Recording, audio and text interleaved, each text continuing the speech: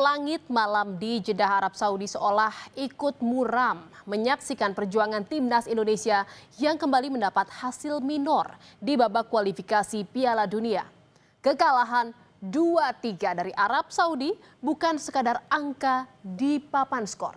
Hasil itu adalah potret betapa terjalnya jalan menuju mimpi besar sepak bola negeri ini, yaitu lolos ke Piala Dunia.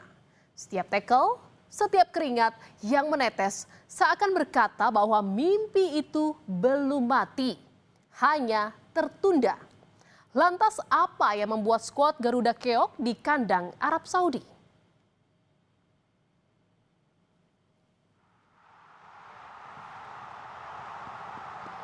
Juru racik timnas Indonesia Patrick Kluivert mengakui anak asuhnya memulai laga dengan impresif. Namun usai gol pembuka Kevin Dix, skuad Garuda gagal menjaga jarak dan koordinasi antar lini. Alhasil, timnas harus mengakui keunggulan Green Falcon dengan skor akhir 2-3. I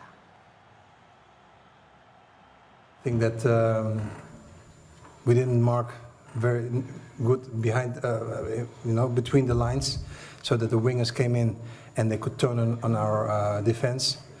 And that is impossible to happen, but it happened again. And I think that we couldn't get the grip after the 1-0. Then we conceded easy goals, and that is impossible to happen. And of course, I'm very disappointed, but we have still a game to play. Kegemilangan Martin Pas di bawah bisar gawang saat melawan Arab Saudi menghindari Indonesia dari kekalahan telak. Kiper 27 tahun yang sempat diragukan tampil karena baru pulih dari cedera justru tampil luar biasa. Martin Pas tercatat melakukan 7 penyelamatan, 4 diantaranya save di area kotak penalti. Pas juga 2 kali meninju bola di udara dan melakukan 2 kali sapuan.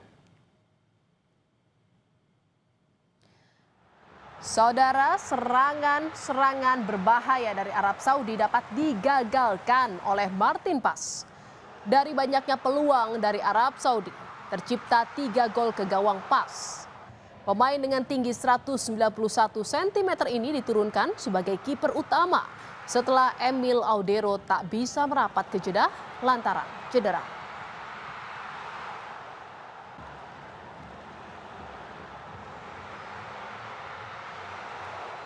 Ketajaman lini depan timnas Indonesia kembali dipertanyakan. Bahkan saudara, Patrick Kluivert jadi sorotan karena racikan coba-cobanya di laga penting lawan Arab Saudi.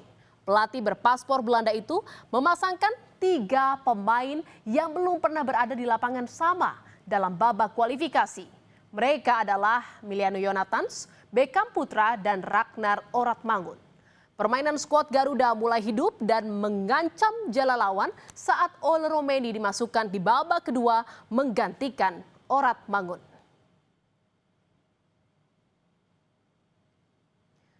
Serangan yang dibangun Indonesia selalu kandas di tengah jalan, saudara. Bahkan Indonesia hanya 5 kali mendapatkan shot on target ke gawang Arab Saudi. Indonesia memang mampu menciptakan 2 gol meski kalah dari Arab Saudi. Namun 2 gol tersebut lahir dari titik putih, bukan dari permainan terbuka. Pencipta 2 gol timnas Kevin Dix mengatakan keadaan saat ini sangat sulit dan berharap raih kemenangan lawan Irak nanti. Although it's very difficult, you're in the emotions, but we need to keep faith for Saturday, and hopefully Saudi can do something for us, and then we can still become second hopefully. We see, you never know what happens. Kekalahan dari Arab Saudi menegaskan penurunan kualitas timnas Indonesia di bawah asuhan Patrick Kluivert, saudara. Rencana permainan dan keputusan taktiknya masih jauh dari kualitas yang dibutuhkan dalam bersaing di level benua Asia. Meski skuad dihuni oleh 16 pemain naturalisasi, dibina oleh sistem akademi milik Belanda, namun nyatanya skuad Garuda belum bisa terbang tinggi. Bahkan di bawah arahan Kluivert, timnas Indonesia melempem saat bermain tandang. Mulai kalah 1-5 dari Australia, kebobolan 6 gol lawan Jepang, dan Kamis dini hari menyerah 2-3 dari Arab Saudi. Patrick Kluivert gagal mempersembahkan kemenangan bagi timnas Indonesia. Menteri Luar Negeri Kerajaan Belanda, David van Wiel, menyampaikan permohonan maafnya. Menlu Belanda itu mengungkap bahwa ada ikatan erat antara Indonesia dan Belanda termasuk dalam sepak bola. Ia bangga legenda sepak bola Belanda, Patrick Kluivert, turut berkontribusi untuk kesuksesan sepak bola di Indonesia. Meski dalam pertandingan lawan Arab Saudi, Kluivert gagal membawa skuad Garuda raih poin 3. Indonesia played an important match with none other than Patrick Kluivert as your national coach. As a Dutchman, of course, I take special pride in seeing such a football legend contribute to Indonesia's sporting success. And even if the result of yesterday's match was slightly disappointing, and my apologies for the Dutch part in that, there's still a chance for Indonesia to qualify for the World Cup, and I wish the team best of luck.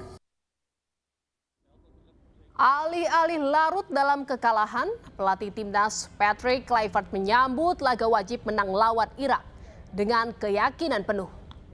Hasil minor melawan Arab Saudi sebagai bahan evaluasi untuk memperbaiki berbagai kekurangan yang terlihat di lapangan. Kemenangan adalah satu-satunya cara bagi skuad berpaspor Belanda itu untuk menjaga peluang merah putih lolos ke Piala Dunia.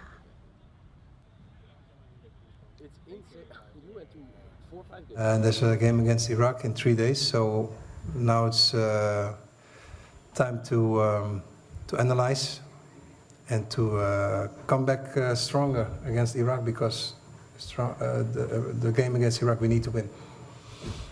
That's a fact. Saudara, timnas Indonesia membutuhkan kemenangan pada laga kedua melawan Irak untuk membuka peluang lolos ke Piala Dunia atau melaju ke putaran kelima kualifikasi Piala Dunia 2026 zona Asia. Jika menang melawan Irak dengan selisih lebih dari 1 gol, Jai Ijes dan kolega bakal dipastikan setidaknya finish di peringkat kedua grup B dan melaju ke putaran kelima. Bahkan saudara, timnas berpeluang lolos otomatis ke Piala Dunia asalkan di laga terakhir Irak menang tipis atas Arab Saudi. Akan tetapi, jika timnas bermain imbang lawan Irak, nasib skuad racikan Patrick Kluivert bakal ditentukan oleh Arab Saudi. Manajer timnas Indonesia Sumarji menyebut salah satu pemain andalan timnas, Calvin Verdong, bakal diturunkan dalam laga melawan Irak. Verdong absen saat Indonesia kalah dari Arab Saudi lantaran cedera leher, saudara. Begitupun dengan juru gedor timnas Ole Roumeny yang akan bermain sejak awal laga. Kemenangan menjadi hal mutlak untuk membuka asa lolos Piala Dunia. Kalau Verdong insya Allah tidak akan jadi masalah, karena memang kami mempersiapkan strategi ini, mempersiapkan Verdong untuk lawan Irak. Sementara kalau Ole, karena kemarin tidak main 90 menit sebagai cadangan, tentu kondisinya Ole juga sangat baik, tidak mengalami apa-apa. Semalam juga langsung begitu selesai langsung diterapi, ini tadi pagi juga terapi lagi. Ya, saya kira kalau kondisi Ole sama Verdong insya Allah tidak ada masalah. Saudara, kekalahan melawan Arab Saudi membuat kesempatan timnas Indonesia untuk tampil di Piala Dunia menipis. Indonesia wajib menang melawan Irak untuk bisa melewati jalan terjal menuju turnamen sepak bola terbesar sejagat itu. Dari laga melawan Arab, Indonesia dapat pelajaran. Mimpi besar tampil di Piala Dunia tak akan pernah mudah, namun selalu layak diperjuangkan. Saudara, berita utama masih akan kembali seusai jeda dengan informasi mengenai seorang warga yang sakit di desa Ohiolo, Kabupaten Seram bagian barat Maluku terpaksa ditandu puluhan kilometer demi mendapat pertolongan medis. Tetaplah di berita utama.